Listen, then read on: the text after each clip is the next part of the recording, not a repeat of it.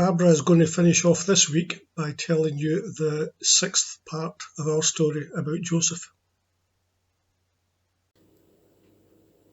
The plan seemed good to Pharaoh and to all his officials.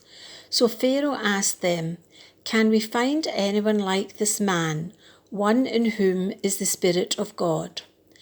Then Pharaoh said to Joseph, "Since God has made all this known to you, there is no one so discerning and wise as you.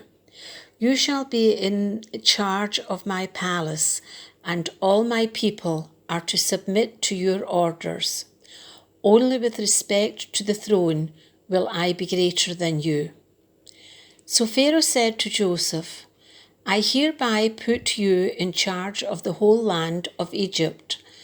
Then Pharaoh took his signet ring from his finger and put it on Joseph's finger.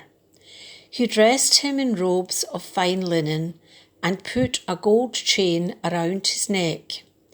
He had him ride in a chariot as his second in command, and men shouted before him, "Make way."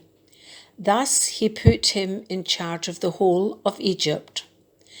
Then Pharaoh said to Joseph, "I am Pharaoh, but without your word no one will lift hand or foot in all Egypt."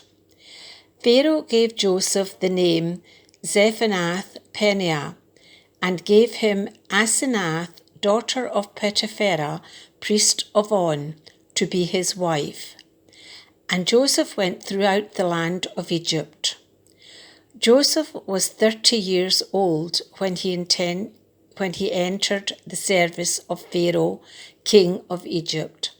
And Joseph went out from Pharaoh's presence and travelled throughout Egypt. During the 7 years of abundance, the land produced plentifully. Joseph collected all the food produced in those 7 years of abundance in Egypt and stored it in the cities. In each city, he put the food grown in fields surrounding it. Joseph stored up huge quantities of grain, like the sand of the sea.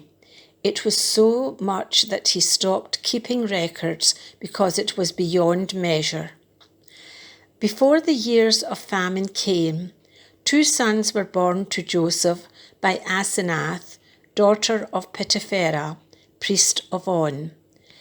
Joseph named the firstborn Manasseh and said, "It is because God has made me forget all my trouble and all my father's household."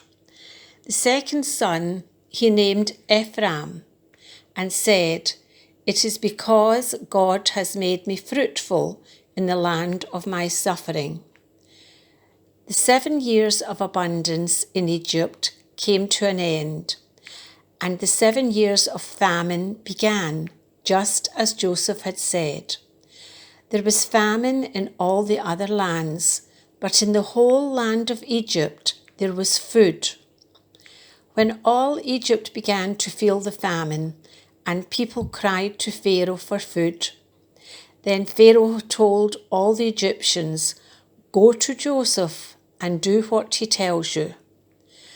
When the famine had spread over the whole country, Joseph opened the storehouses and sold grain to the Egyptians, for the famine was severe throughout Egypt. And all the countries came to Egypt to buy grain from Joseph, because the famine was severe in all the world. Amen to this reading.